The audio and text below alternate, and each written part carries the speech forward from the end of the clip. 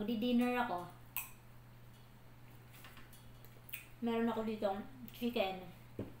Tira to nila amo kagabi. Pero okay lang yan. Kahit tira, kasi hindi naman nila nilalamog yung pagkain nila. Gumagamit sila ng pinggan tsaka kutsara. Hindi nila kinakamay, so okay lang. Tapos meron din ako dito ampalaya. Hindi ko alam kung kakain ako ito ngayon. Kasi marami to marami itong ulam kong ano.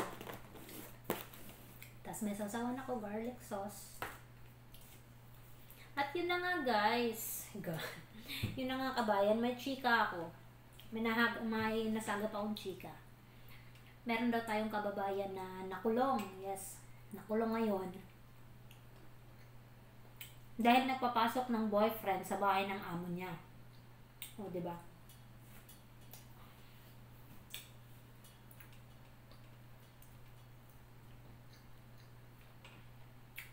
Alam niyo, hindi ko na itatanong kung bakit niya ginawa yun, anong pumasok sa utak niya, or kung ano pang katanungan na gusto kong itanong. Hindi na ako magtatanong. Kasi buhay niya naman yun eh. Siya rin naman ang magsasuffer ng mga consequences ng mga ano niya eh, mga pinagagawa niya. Masasabi ko lang doon, parang paalala na lang. Paalala sa ating mga kababayang OFW, lalong-lalo na dito sa Middle East, na sana huwag natin tularan yung mga ganong gawain ng iba nating kababayan. Kasi, alam naman natin, di ba, na dito, pag nagkamali ka, it's either madedeport ka, swerte na yun kung madeport ka. Ang malala yung makulong ka. Tapos ganyan pa na nakipagrelasyon ka or ano ka sa, alam niyo na yun, sa hindi mo asawa. Diba? Napakalaking ano sa kanila yun. Bawal na bawal yun dito. Diba? Alam naman natin yun. Makukulong ka. Ngayon, paano na lang yung pamilya mo sa Pilipinas? Paano na lang yung asawa mo? Kung may asawa ka man. Kung wala kang asawa, yung anak mo. Kung single mother ka, o paano na lang, di ba? Kung wala ka rin anak, dalaga ka, paano naman yung parents mo? Paano na lang? Paano ka na lang, di ba?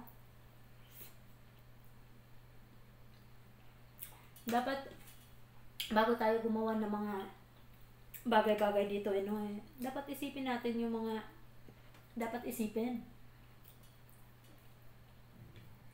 Huwag natin kalimutan yung dahilan kung bakit nandito tayo sa pagkalayo-layo. Di ba yun ay ang di ba ay yun yung magtrabaho tayo para maiahon sa kahirapan yung mga pamilya natin, para matupad yung mga pangarap natin, di ba? Wala namang masama kung lumandi tayo dito. Di ba? Hindi naman bawal yun eh. Kasi lahat naman tayo may karapatan na umibig. Ang mali doon, yung may asawa ka, naghihintay sa'yo doon sa Pilipinas. Tapos, nakipagrelasyon ka na dito. Ang malala pa, pinapasok mo doon sa bahay ng amo mo. Diba? Tapos niyan, kulong ka. Paano kung may asawa ka sa Pilipinas? Tapos nalaman, syempre malalaman nila yun. Hindi mo naman may tatago yun. O diba kawawa yung asawa? Ang sakit nun.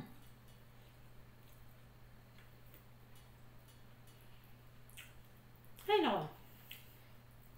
Hindi ko naman masasabing perfecto ako pero mga kabayan, mag-isip-isip muna tayo bago tayo gumawa ng mga kalokohan.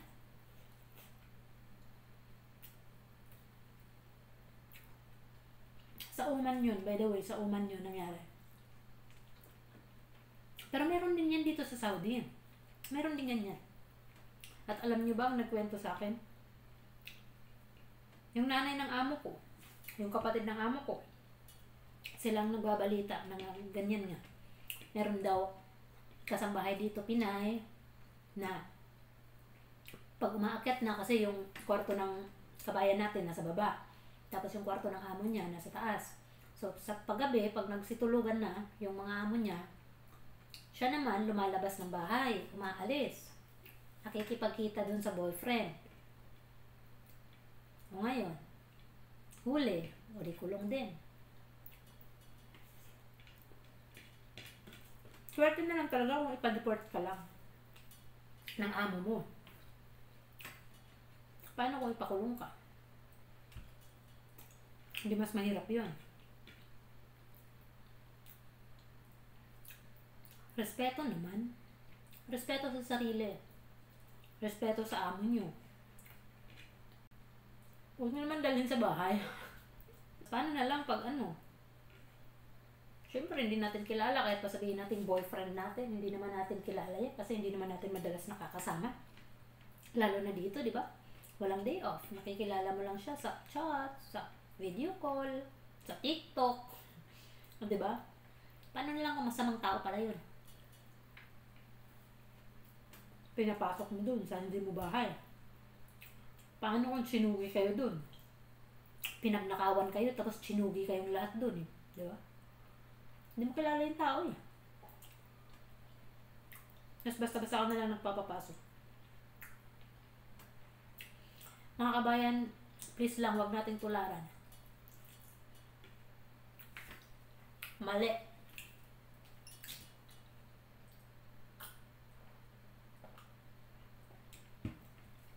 Maling-mali. Magtrabaho tayo ng maayos para sa pamilya natin. Okay lang maglibang. Nasa kontrolado mo. Alam mo yung ginagawa mo. Hindi ka mapapahamak.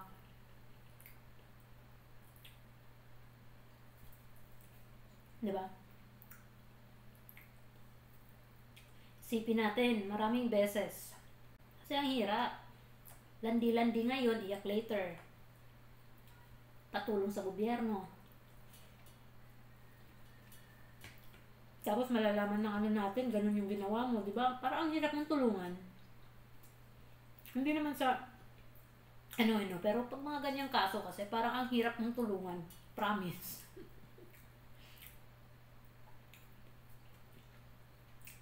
Buti sana kung binugbog ka ng amo, nagreklamo ka, binugbog ka ng amo mo, sinasaktan ka, ganito, ganyan.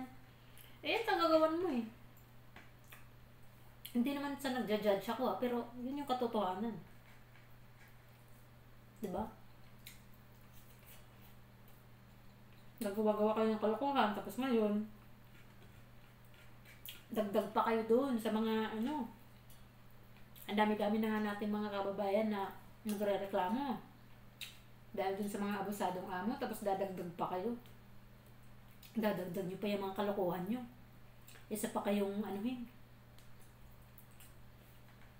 Diba? Behave. I-behave nyo yung mga talks nyo. Behave lang. Mapapasaan ba't makakauwi rin naman? Diba?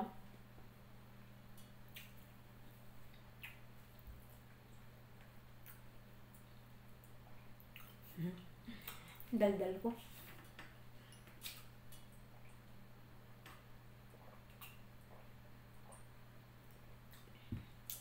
Ito pala yung ano. Ginawa ko kay amo kahapon pero hindi niya na inom kasi nga na-order siya sa labas ng pagkain. Kaya yan. Ako na lang iinom. Kasi mapapanis na yan. Ano yan? Katas ng ano?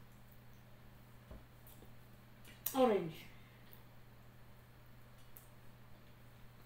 Kasi yun na nga, mga kabayan, sana'y sana'y magsilbing aral sa atin yan. Huwag tayong gagawa ng kalokohan kung ayaw natin mapahamak. I-behave natin yung mga sarili natin. Yun lang. Patapos na ako kumain eh. Nagdagdal lang ako para ano. Nakakaano kasi kumain mag-isa. Pinipilit ko na lang yung sarili kong kumain para makaano. Para hindi tayo magutom. Hindi tayo magkasakit. Alam nyo naman. Katawan lang natin ang puhunan natin dito sa abroad.